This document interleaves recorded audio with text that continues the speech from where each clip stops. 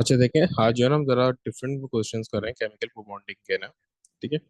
जो simple question होते हैं वो सीधे सीधे आते हैं, वो तो स्टूडेंट्स नॉर्मली हो जाते हैं ना। ये इस टाइप का क्वेश्चन होता है जो थोड़ा बहुत स्टूडेंट को इशू करते हैं, बहुत ज्यादा नहीं, लेकिन स्टूडेंट इसमें फंस जाते हैं ना, स्टूडेंट को इशू होता है ना। ठीक है।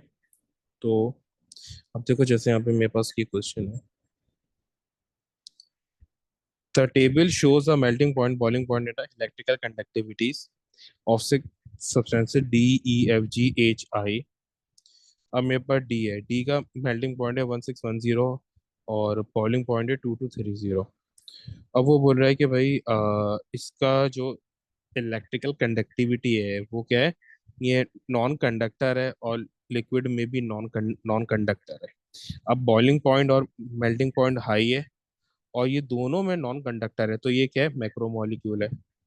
क्या है, मैक्रोमोलिक्यूल है, जाइंट स्ट्रक्चर है ये। सही है, डी। क्योंकि अगर ये हाइनिक हो, देखो हायर मेल्टिंग पॉइंट ज्यादातर आयनिक का होता है। सही है, अगर ये आयनिक होता तो ये लिक्विड में इलेक्ट्रिसिटी कंडक्ट करता थ्रू आइंस। सही है, और वो सॉलिड में नहीं करता, बट क्योंकि ये वो दोनों में नहीं कर रहा तो ये मैक्रोमोलिक्यूल है। सही। फिर उसके बाद है ई। ई में क्या है, दोनों का मेल्टिंग पॉइंट है और दोनों जो है वो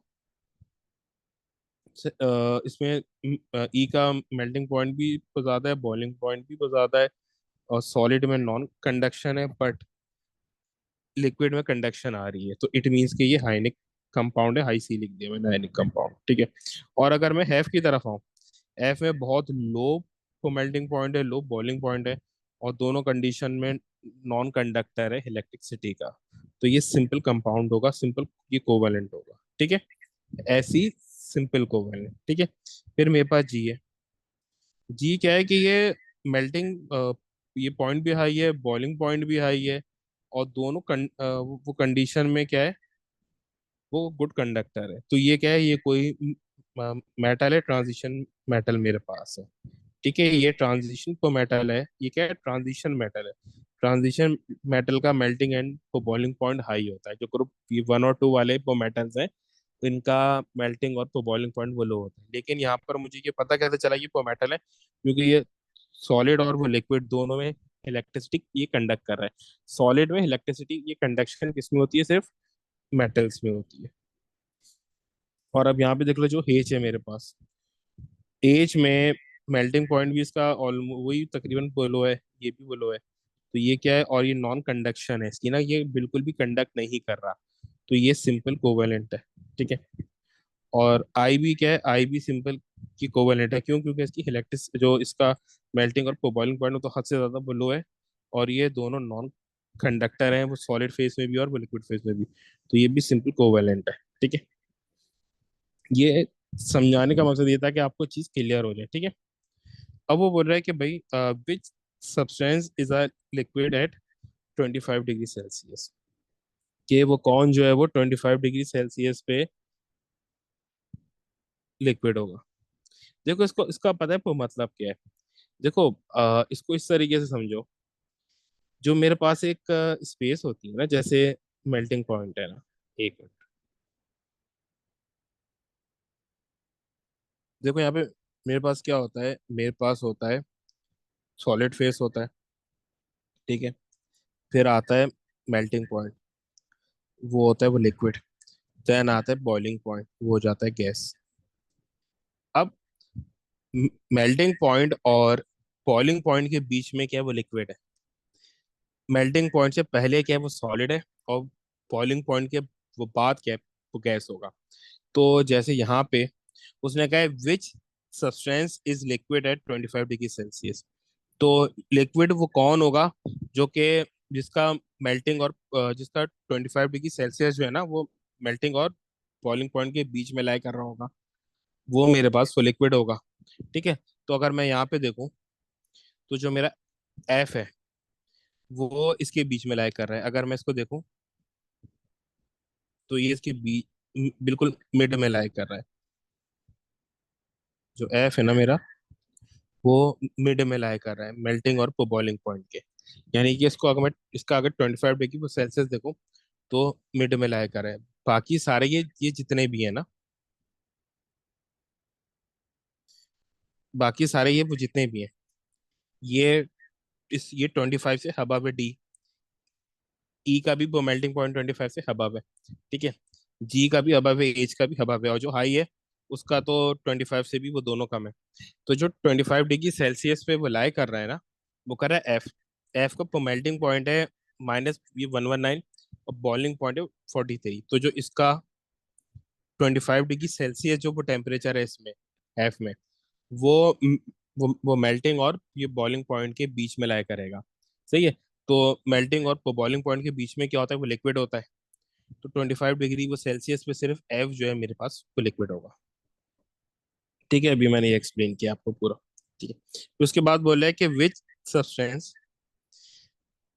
is a gas at 25 degree Celsius. तो देखो, जाहिर सी बात है कि जो जिसका बॉइलिंग पॉइंट 25 डिग्री सेल्सियस से वो कम होगा, वो 25 पे वो गैस होगा, ठीक है। तो यहाँ पे 25 डिग्री सेल्सियस से वो कम किसका बॉइलिंग पॉइंट है, ये एक ही का है, आय का। तो जो आय है मेरे पास वो क्या है यहाँ पे, गैस है। सही। फिर उसके बाद है which three substances contain simple molecules. कि इनमें से कौन से तीन सिंपल मॉलिक्यूल, ये मैंने ऊपर वो पहले ही एक्सप्लेन कर दिया है। एफ है, एच है और आई है, ये मैंने लिखा हुआ है ना। सिंपल कोवेलेंट वो तीनों, और इनका वो रीजन भी एक्सप्लेन किया हुआ है। एक तो इन तीनों का मेल्टिंग पॉइंट बहुत ही ज्यादा लो है, मेल्टिंग और बॉइलिंग पॉइंट। साथ साथ ये इलेक्ट्रिसिटी के नॉन कंडक्टर भी है, ठीक है। तो ये आ गया एफ, एच और आई। तो ये एफ, एफ एच और आई, ये मेरे पास क्या है, सिंपल वो मॉलिक्यूल है। फिर उसके बाद है कि which substance could be a metal, give a reason for your answer. इनमें से कौन सा वो मेटल है, मैंने भी ऊपर वो मेटल भी एक्सप्लेन किया है, कौन सा मेटल है। जी मेरे पास वो मेटल है।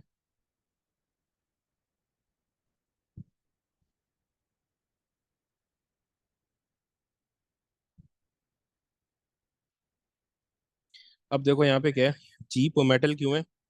एक तो जी का, अच्छा, देखो, मेन चीज पता है क्या होती है।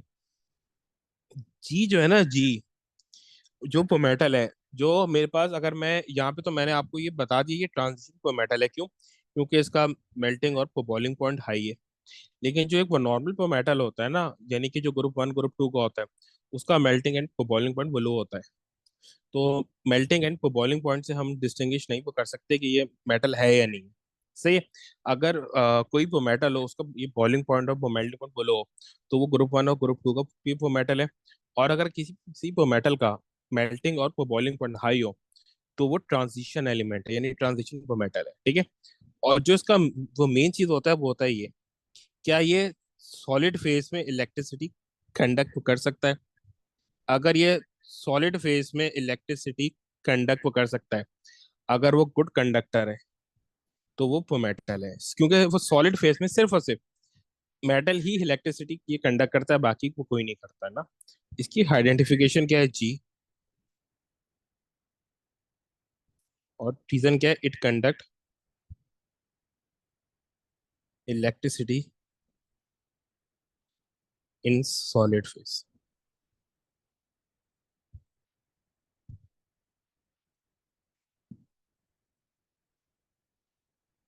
अच्छा देखो, फिर उसके बाद है कि which substance has macromolecular structure, give to reason of your answer. ये मैंने एक्सप्लेन किया हुआ है, डी मेरे पास मैक्रोमोलिक्यूल है। डी मेरे पास मैक्रोमोलिक्यूल है, इसका रीजन क्या है। रीजन ये है कि इसका melting and boiling point high है, और ये इलेक्ट्रिसिटी की कंडक्ट भी नहीं करता सॉलिड और को लिक्विड में। अगर किसी चीज का मेल्टिंग और बॉइलिंग पॉइंट हाई हो, और अगर वो लिक्विड में कंडक्ट कर ले, जैसे ई कर रहा है ना, ई क्या कर रहा है, लिक्विड में ये कंडक्ट कर रहा है ना, ई। तो ई वो मेरे पास क्या है, आयनिक कंपाउंड है। आयनिक कंपाउंड जब हम उनको वो मेल्ट करते हैं, जब वो एक्वस या वो लिक्विड फॉर्म में आते हैं ना, तो उनके आयंस वो मूव करने स्टार्ट करते हैं, और वो इलेक्ट्रिसिटी कंडक्ट कर लेते हैं। सही। तो ये है मेरे पास डी। रीजन क्या है, it has high melting and boiling point. और दूसरा रीजन क्या है, it doesn't conduct electricity. In in any form, ये किसी भी फॉर्म में इलेक्ट्रिसिटी कंडक्ट नहीं करता।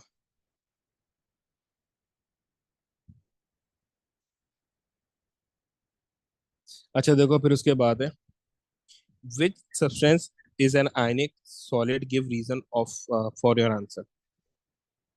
कौन सा जो वो आयनिक सॉलिड है यानी आयनिक कंपाउंड है, वो भी मैंने बताया हुआ है, आप लिखे है ना। ई मेरे पास आयनिक वो सॉलिड है, ये था ई।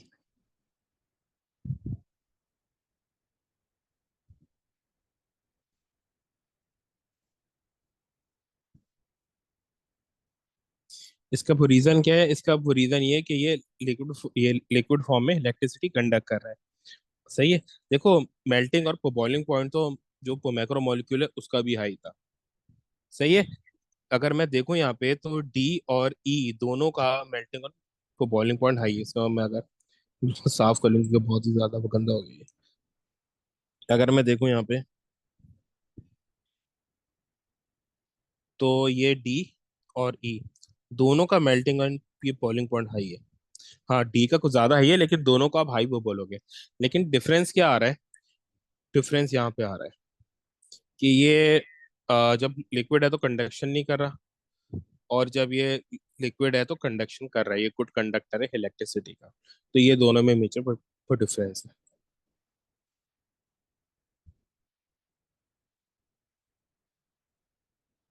It conduct electricity in liquid form. सही।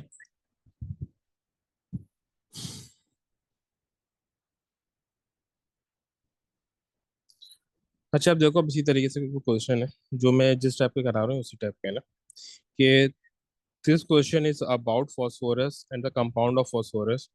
Phosphorus has a formula P4 and some properties of P4 are shown.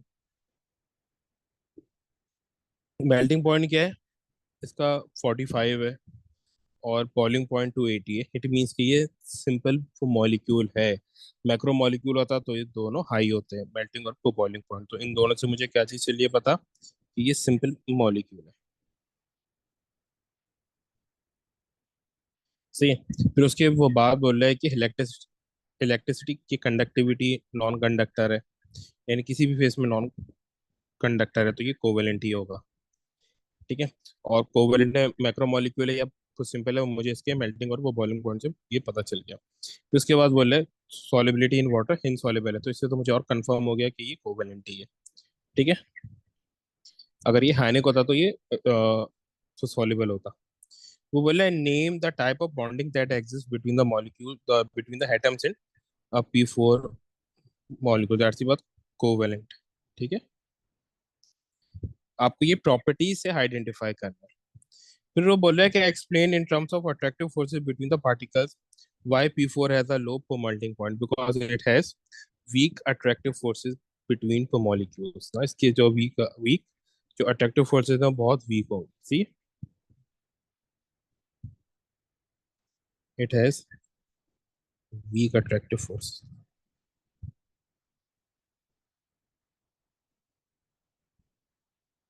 फिर उसके बाद है कि explain why phosphorus is a non conductor of electricity, explain why. भाई सीधी सी बात है ना कि इसमें कोई इलेक्ट्रॉन्स ही नहीं है ना, मूविंग इलेक्ट्रॉन्स नहीं है। ठीक है, नो मूविंग इलेक्ट्रॉन्स और आइंस, इन्हीं से इलेक्ट्रिसिटी होती है। नो मूविंग इलेक्ट्रॉन्स और आइंस।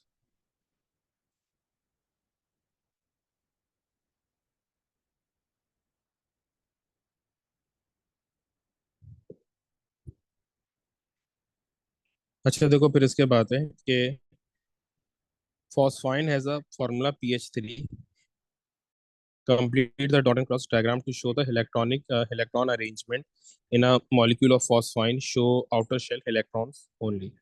PH4 यहाँ पे मैंने बनाया हुआ है ना इन्होंने, तो PH4 क्या है, फॉस्फोरस में 5 इलेक्ट्रॉन्स होते हैं ना, जिसमें से एक पेयर होता है 3 अनपेड, 3 अनपेड होते हैं वो बॉन्ड बना लेंगे, और फिर ये आ गए मेरे पास हाइड्रोजन।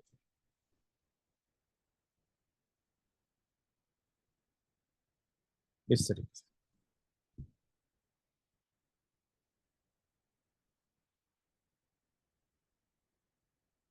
अच्छा देखो, अब यहाँ पे मेरे पास क्वेश्चन है, ठीक है। वो मुझे बोल क्या रहा है ना यहाँ पे, वो मुझे बोल रहा है कि भाई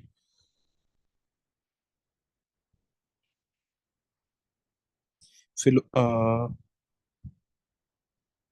fluorine exists as a diatomic for molecules.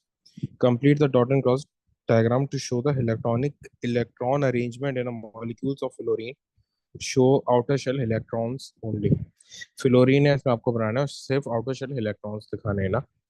Cross dot cross cross cross cross cross cross dot dot. तो ये आपके पास फ्लोरीन की हो गया, ठीक है। देन उसके बाद बोला right the chemical equation two show the reaction between sodium and fluorine, ठीक है। अब सोडियम पे चार्ज क्या होता है, Na एक होता है, Na सॉलिड। फ्लोरीन F2 होता है, तो हाफ लेंगे उसको क्योंकि एक ही फ्लोरीन आता है ना। और ये बन जाएगा NaF सॉलिड। तो ये आपके पास बन गई एक्सप्रेशन। फिर उसके बाद बोल रहा है कि भाई टेट्रा फ्लोरोमीथेन। सर हाँ। सर ये हाफ क्यों लिया? हाफ इसलिए लिया है क्योंकि फ्लोरीन F2 होता है ना। अब यहाँ पे मुझे NaF है, सोडियम फ्लोराइड है, एक ही ये फ्लोरीन चाहिए वो सोडियम के साथ। अगर मैं हाफ लूंगा तो ये एक फ्लोरीन वो बनेगा ना, ये टू से टू कैंसिल हो जाएगा। इस वजह से मैंने पीछे हाफ लिया है। अगर मुझे यहाँ पे दो फ्लोरीन चाहिए होते हैं तो सोडियम के साथ, तो मैं F2 ही वो लेता, लेकिन क्यों मुझे एक फ्लोरीन चाहिए, इस वजह से मैंने लिया, ठीक है। फिर उसके बाद है tetrafluoromethane and lead fluoride are fluorides of group 4 element. Some properties of tetrafluoromethane and lead 2 fluoride are shown in the table.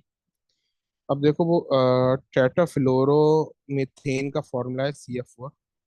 Led to fluoride का फॉर्मूला उसने मुझे वो नहीं दिया है, ठीक है। अच्छा, लेड टू फ्लोराइड का फॉर्मूला यकीनन वो आगे भी पूछेगा। लेड टू फ्लोराइड अगर उसने वो नहीं भी पूछा, लेड टू फ्लोराइड का फॉर्मूला क्या होगा, उसने बोला है ना लेड टू है, लेड के ऊपर +2 चार्ज है। अगर मैं इसका फॉर्मूला बनाऊं, लेड के ऊपर +2 चार्ज है, फ्लोरीन में -1 चार्ज है, तो लेड कितने चाहिए होंगे, एक, और फ्लोरीन कितने चाहिए होंगे, दो। तो ये हो जाएगा PbF2।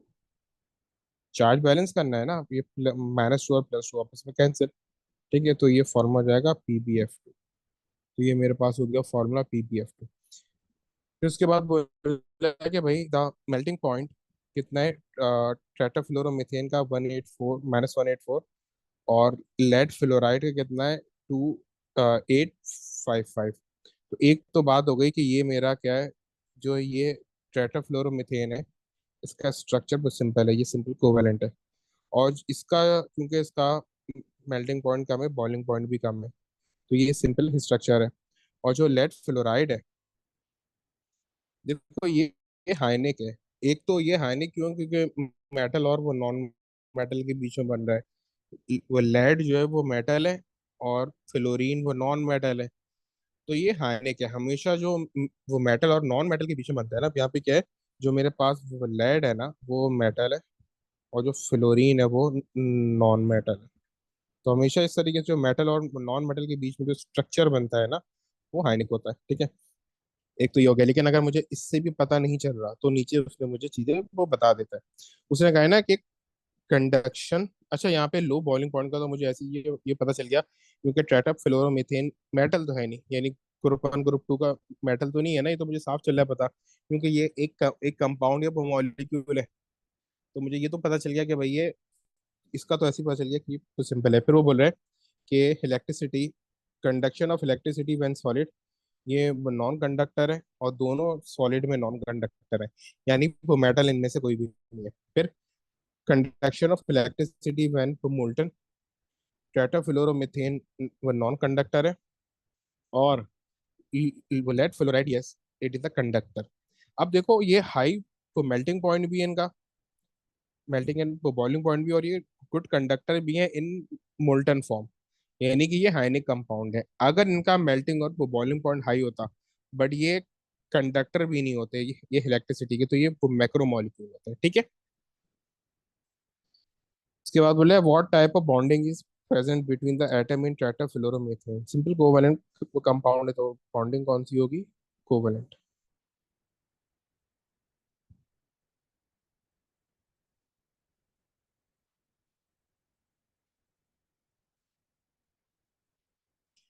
फिर उसके बाद वो बोल रहे हैं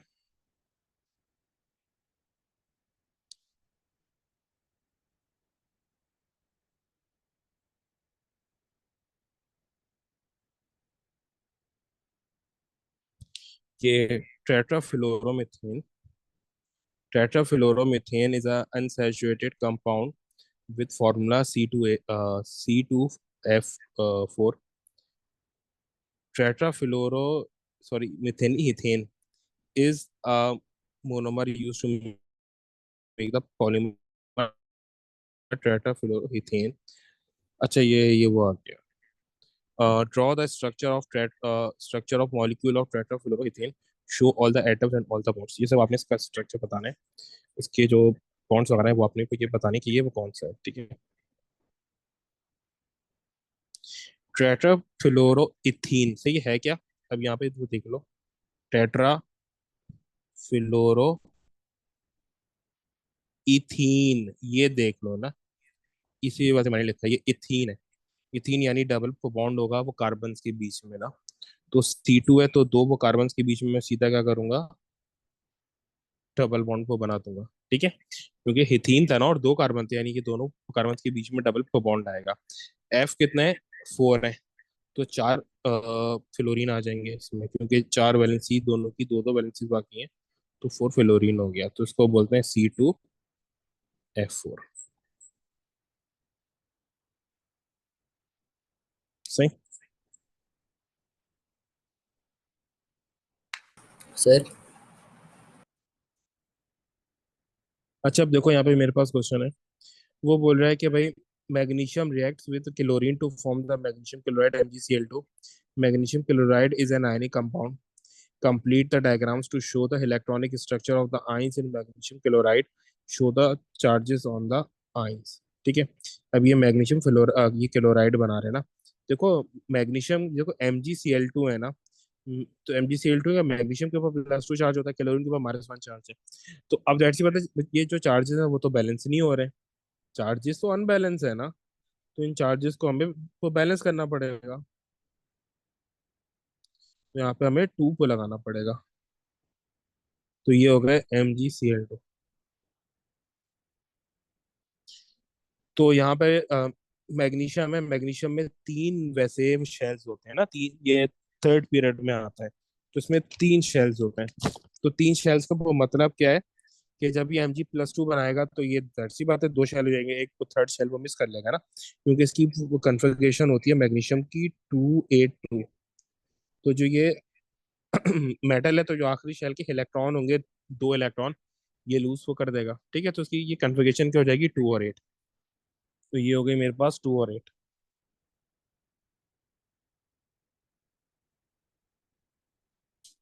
ठीक है. तो मैंने इसको यहाँ ये क्रॉस से शो कर दिया यूं करके. और ये +2 बार लगा. ये आ गया. फिर जो क्लोरीन है क्लोरीन की वैसे कन्फिग्रेशन क्या होती है 2.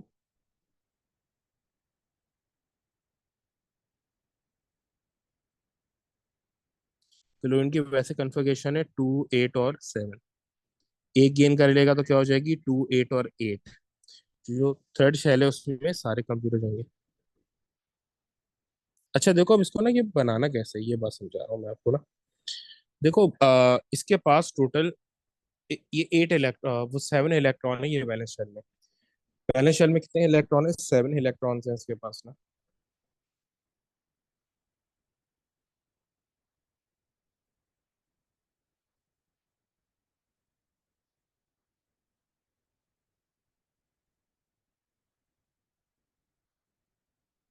तो अब क्या होगा जो एक इसने गेन किया है ना वो मैग्नीशियम से गेन किया है. जो मैग्नीशियम के हमने किससे शो करें क्रॉस से शो करे हैं ना. तो जो उसने मैग्नीशियम से गेन किया है वो हमें क्रॉस से शो करना पड़ेगा ब्लू कलर से. ताकि ये पता वो चल सके कि ये वो कौन सा है.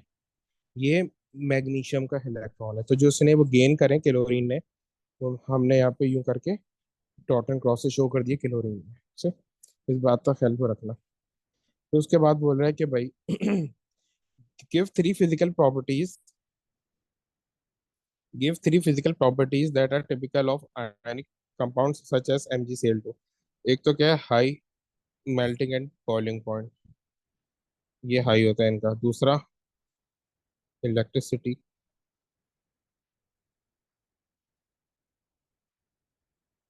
इलेक्ट्रिसिटी कंडक्शन इन मोल्टन और एक्वस फॉर्म। थर्ड क्या है? Soluble in water. ये तीन क्या होगा, इसकी प्रॉपर्टीज होगा।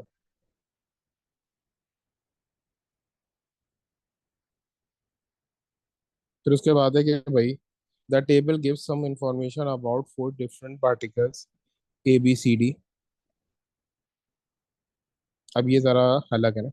वो बोल रहा है कि भाई मेरे पास पार्टिकल ए है, उसमें इलेक्ट्रॉन 11 है, न्यूट्रॉन 12 है, प्रोटॉन 11 है, स्ट्रक्चर ये, और चार्ज पार्टिकल्स भी जीरो। चार्ज पार्टिकल्स भी क्यों जीरो है? क्योंकि इलेक्ट्रॉन और प्रोटॉन का काउंट इक्वल है, दोनों 11 11 है। तो ये एलिमेंट है। अगर इलेक्ट्रॉन और प्रोटॉन इक्वल हो तो वो एलिमेंट होता है, चार्ज जीरो होता है। अब यहाँ पे इसके पास देखो, अब इसको मुझे पहले तो ये टेबल कंप्लीट करना है। फर्स्ट क्या, complete the table, the first row has been done for you. First row complete कर दी, बाकी हमें कंप्लीट करना है। अब देखो यहाँ पर क्या चीज मिसिंग है? इलेक्ट्रॉन तो मिसिंग है। इलेक्ट्रॉन कैसे फिल होंगे? मुझे नंबर ऑफ प्रोटॉन्स और चार्ज पे दिख रहा होगा। या नंबर ऑफ प्रोटॉन्स कितने हैं? 11। चार्ज क्या है? जीरो। चार्ज जीरो है तो यानी कि ये एलिमेंट है। अगर एलिमेंट है तो अभी मैंने बताया कि प्रोटॉन और इलेक्ट्रॉन इक्वल होते हैं। इलेक्ट्रॉन भी 11 हो गए। ठीक है। फिर सी की तरफ आ जाओ। सी पे अगर देखो तो सी भी क्या है? सी पे चार्ज कौन सा है? जीरो। यानी सी भी क्या है? एलिमेंट है। इस चार्ज जीरो का क्या मतलब है? कि ये सब तीनों के तीनों क्या है? ये एलिमेंट है। ये कोई आयन नहीं है। ठीक है, क्योंकि चार्ज जीरो है तो इनका प्रोटॉन और इलेक्ट्रॉन इक्वल होगा।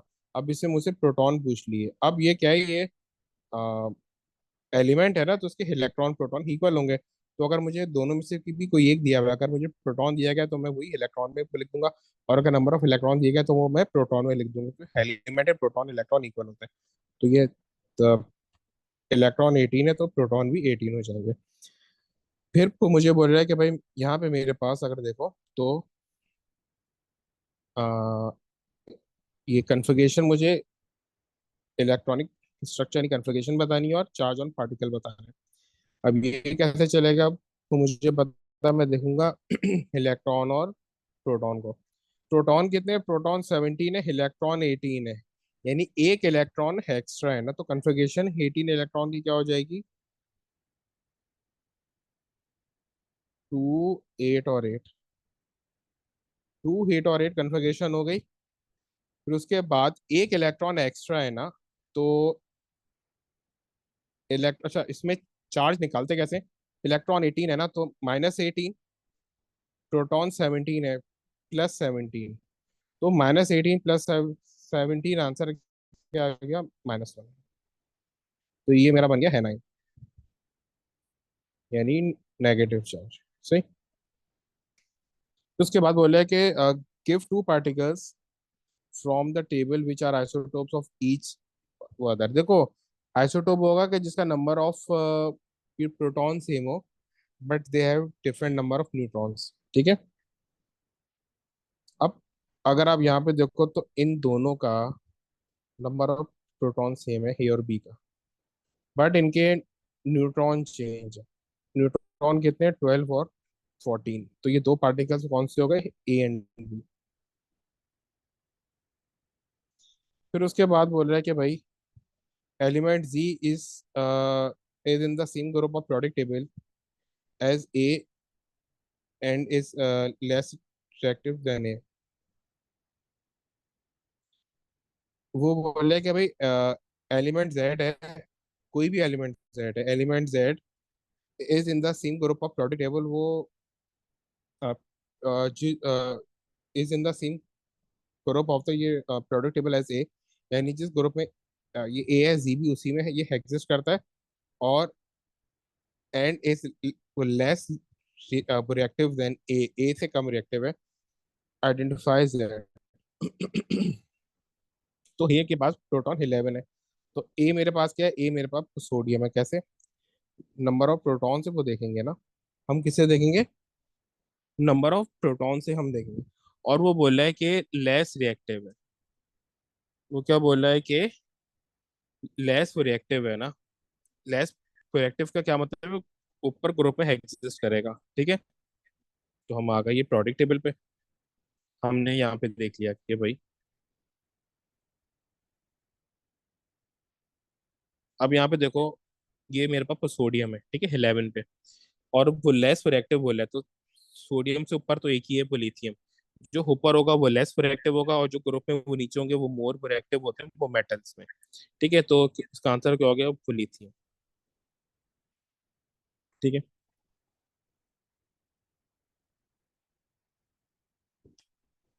फिर उसके बाद बोल रहा है कि C is unreactive, use a information from the table to explain why. C unreactive क्यों है, देखो सी के पास प्रोटॉन्स कितने हैं, 18। 18 का क्या मतलब है कि सी, जो मेरे पास सी है, उसने कहा है कि C is unreactive, use the information from the table to explain why. देखो सी के मेरे पास नंबर ऑफ प्रोटॉन्स कितने हैं, सी ये रहा।